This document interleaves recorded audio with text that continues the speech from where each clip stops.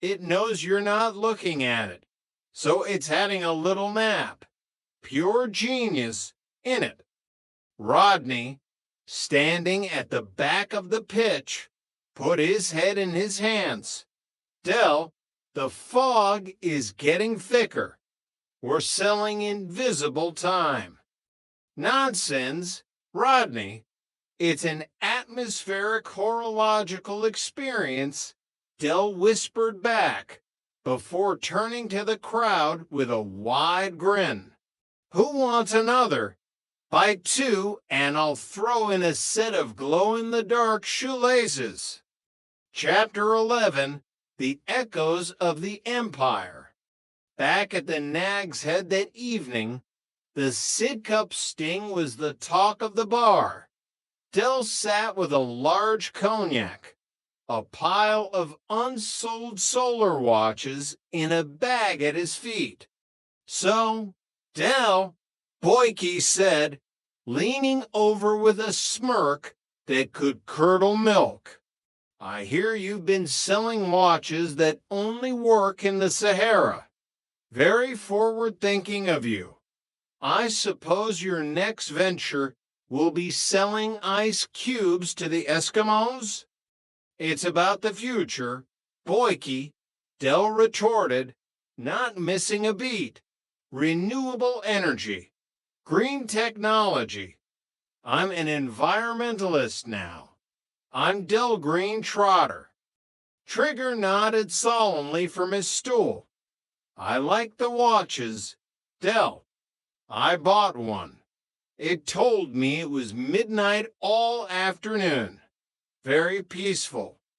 Rodney sighed, sipping his pint. We made 20 quid, Del, and half of that was from selling the shoelaces to a blind man. Raquel arrived, sitting down next to Del. She looked at the bag of watches and then at Del's hopeful face.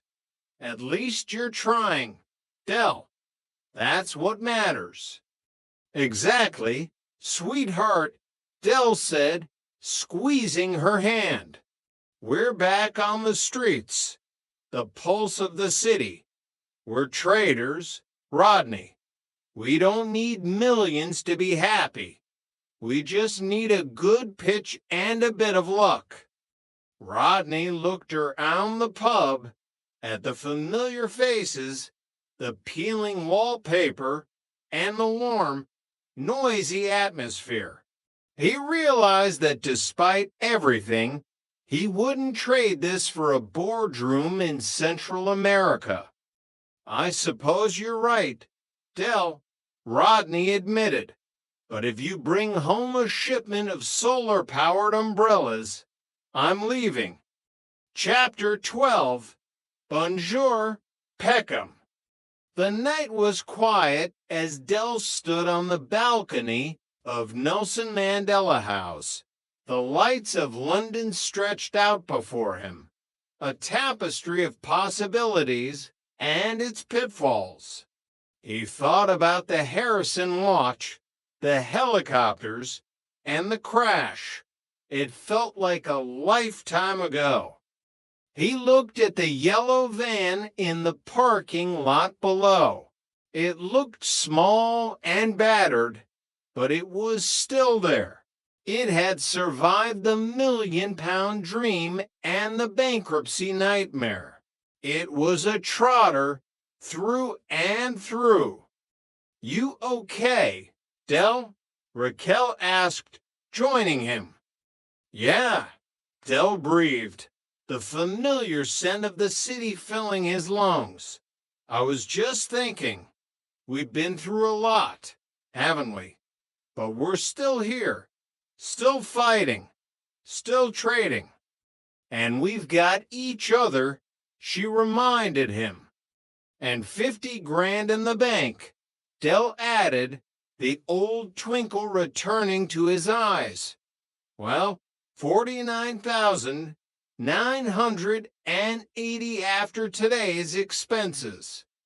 He looked up at the stars, which were finally visible as the fog cleared. You know, Rodders is a good lad, Del mused. He's got his GCEs, his ideas, but he needs me.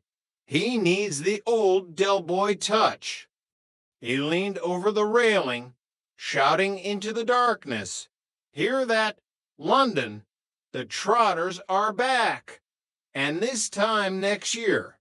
Well, you know the rest." Raquel laughed and pulled him back inside.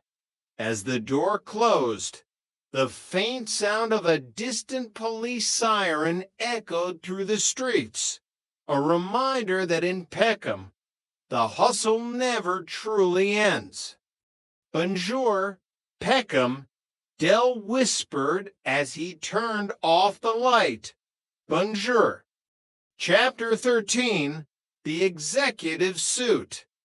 The following Monday, Rodney arrived at the flat wearing a suit that was so sharp it could have been used to carve a Sunday roast.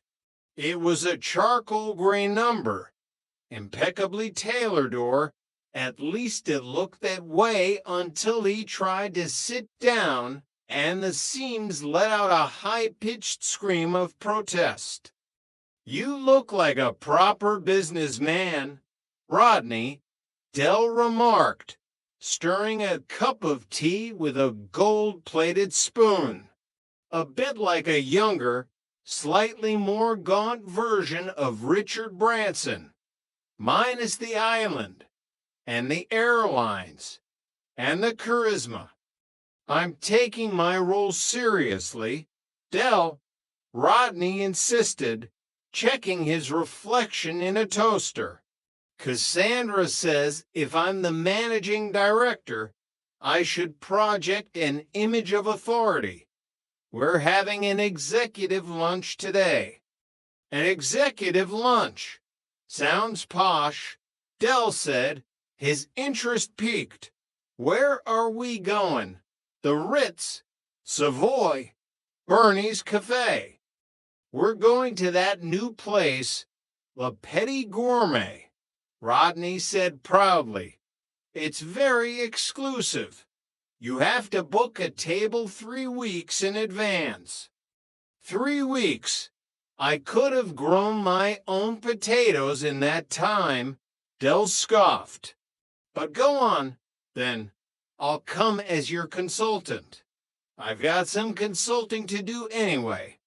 I need to see a man about a consignment of, well, let's just say it's an atmospheric opportunity." The lunch was a disaster of epic proportions. The portions were so small that Dell spent 10 minutes looking for his steak with a magnifying glass. When the bill arrived, it was more than Rodney's weekly salary. 25 quid for a sprig of parsley and a piece of meat the size of a postage stamp, Dell whispered, his face turning a dangerous shade of red. "I've seen more substance in a political manifesto." "It's about the experience, Dell," Rodney hissed back. "Experience? The only experience I'm having is the experience of starvation," Dell retorted. He leaned over to a nearby table where a wealthy-looking couple were dining.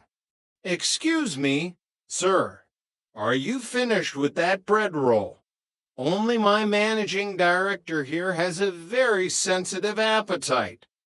Chapter 14, The Bargain from Brussels.